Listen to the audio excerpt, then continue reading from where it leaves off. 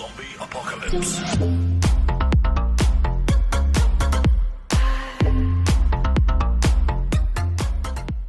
Salut mes petites boules, j'espère que vous allez bien. Je suis très heureuse de vous retrouver pour une nouvelle vidéo où nous allons faire un DIY pour fabriquer un panier pour chat ou chien, où vous adaptez en fonction de l'animal que vous avez.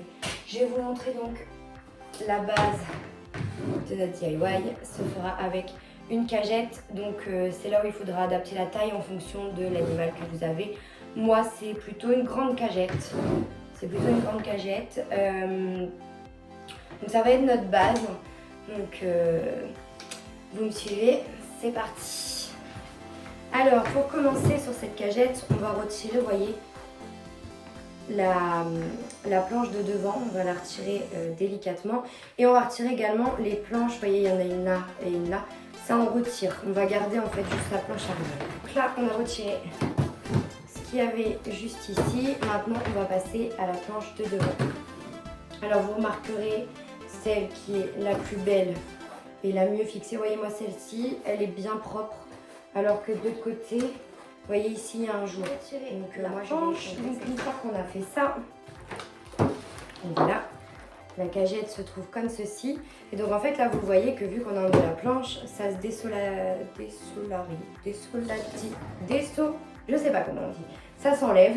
Donc là, je vais venir en fait y placer un petit clou, vraiment au niveau des piquets, pour que ça tienne bien, tout simplement. Voilà, donc là je suis venue placer, donc vous voyez, un petit clou là et un petit clou là. Donc maintenant, ça tient bien. Une fois qu'on a fait ça, hop, donc après on vient, vous voyez, il y a des espèces d'agrafes en fait dans votre cagette. On va nous bien les plaquer contre la cagette. Qui ne dépasse pas à l'intérieur de la cagette. On va venir poncer légèrement parce qu'une cagette ça prend bien la poussière. Donc tout le dessous on va venir poncer légèrement, ainsi que les côtés et les côtés à l'intérieur. Vous voyez ici. On a bien ici poncé, on va mettre ça de côté, on va nettoyer notre petit plan de travail pour enlever tous les résidus vraiment de bois. Et après on va pouvoir protéger la zone et pouvoir passer à la peinture. On vient bien protéger sa zone. Si vous êtes comme moi, le mieux c'est de le... Si vous n'êtes pas comme moi et que vous avez un extérieur, le mieux c'est de le faire dehors. Moi je n'ai pas d'extérieur, donc je le fais près de la fenêtre et j'ouvre tout simplement la fenêtre et je la laisse ouverte très longtemps pour bien que ça aère. J'espère que vous n'allez pas trop entendre le bruit de la route, mais normalement on l'entend pas trop. J'espère, mais de toute manière ouvrez bien vos fenêtres parce que c'est quand même assez toxique, hein. C'est pas bon de respirer ça. De respirer ça, encore une fois, le mieux si vous avez un extérieur, faites-le dehors. Donc là on va venir, moi je vais mettre la planche comme ça. Donc j'ai pris de la peinture en bombe, couleur gris, vous voyez. Et donc c'est en spray, donc là, vous voyez, ils disent 25 à 30 cm du support. Faut pas se mettre directement dessus, faut laisser un peu d'espace, et puis on va secouer avant et c'est parti. Et voilà, une fois que c'est bombé, on va laisser sécher, vous voyez. On va laisser sécher et on se retrouve juste après. C'est sec, hop. Donc on va pouvoir passer à la suite. Alors, tout simplement, vous voyez nos petits piquets là, nos petits poteaux que je vais mettre bien en face. Donc ça, moi, je vais les recouvrir de cordes pour faire plus joli. Donc moi, j'ai choisi de la corde, vous voyez, noire et blanche. Après, vous adaptez en fonction de ce que vous avez fait comme couleur, hein. Voilà. Et ce que vous avez comme quoi, moi j'en ai pris de la corde sur le haut des... On va les appeler les petits poteaux parce que je sais pas comment on appelle ça. Alors, donc là vous voyez que j'en ai pas mis... vous voyez que j'en ai pas mis jusqu'au bout en fait. Tout simplement parce que là je vais voir, donc on va voir par rapport à ce qu'on va mettre dans le fond en fait du panier. Donc moi j'ai acheté un tapis de bain à Action comme je vous avais présenté dans ma première vidéo, mais en revanche vous pouvez mettre un tapis que vous servez plus, ou vous pouvez en acheter un. Vous pouvez mettre autre chose, hein. Vous pouvez très bien mettre par exemple une vieille serviette que vous recouvrez en fait avec du tissu. Voilà, ça peut être pas mal de choses. Donc là, on va prendre, donc là, on a l'avant. Donc là, on va regarder le tapis. Moi, j'en ai pris un grand, me semble, voilà. Donc il va être beaucoup plus grand. Donc ce qu'on va faire, c'est qu'on va retourner notre palette. On va prendre la mesure de l'arrière. On va prendre en fonction de la mesure du dossier. On va découper et ensuite on adaptera l'envers. Il est antidérapant en dessous, ça j'avais pas vu, mais c'est pas mal. Hop, donc là, pour pas perdre de tapis, on vient bien mettre bord à bord. On tire bien dessus. Bien bord à bord et ensuite on va tracer un trait tout simplement. Je vais le faire au marqueur, on le verra bien.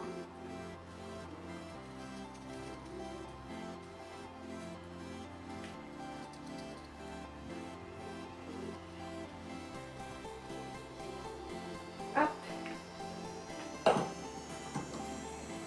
Donc on enlève, on met ça de côté.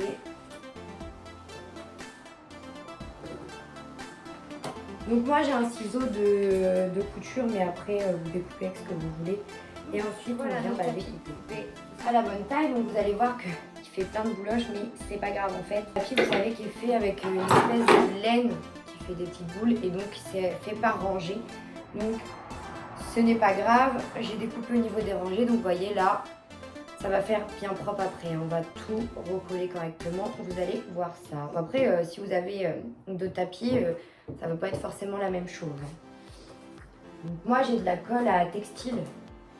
Vous voyez, la colle à textile. Vous voyez, là, j'ai mon ma petite boule de lait qui s'est décollée. Donc là, je vais tout simplement la recoller, la refixer avec ma colle à tissu. Qui, d'ailleurs, colle très très bien. Elle est super, je l'ai testée et elle est franchement pas mal. Vraiment confortable là-dessus.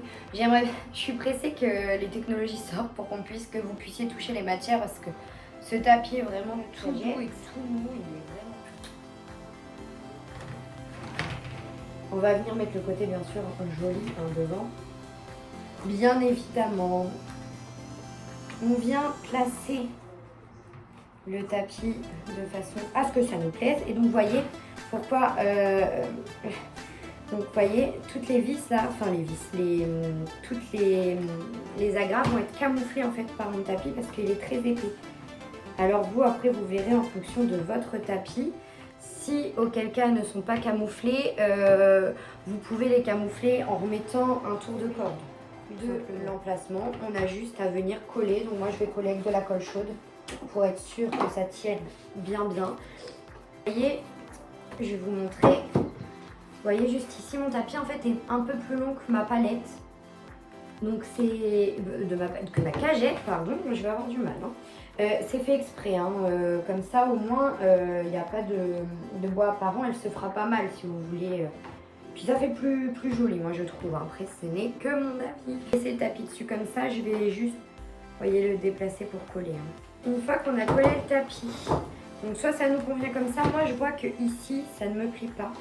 Les finitions sont pas belles à mon goût, donc je vais venir placer tout simplement la même corde pour faire une belle finition. Vous voyez, pour une belle finition tapis. Regardez, voilà.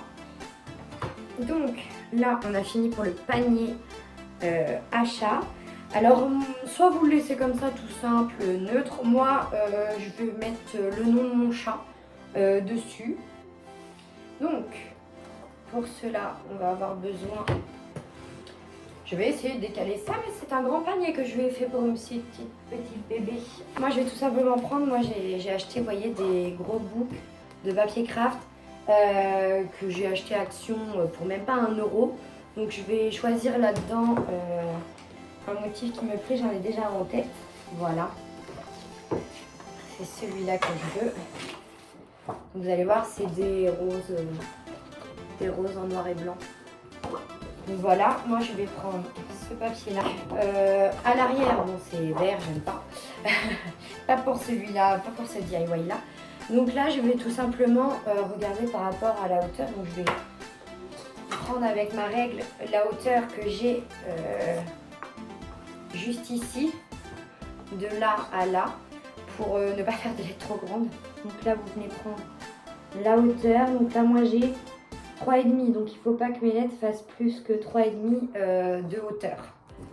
J'ai fini de découper les lettres pour mon chat, donc vous voyez. Donc maintenant, il n'y a plus qu'à les coller sur le panier. Hop, donc je vais mettre face à vous, comme ça vous allez voir. Vous voyez, je vais les coller ici. Et voilà, le tapis est enfin terminé. Je vous le montre de plus près.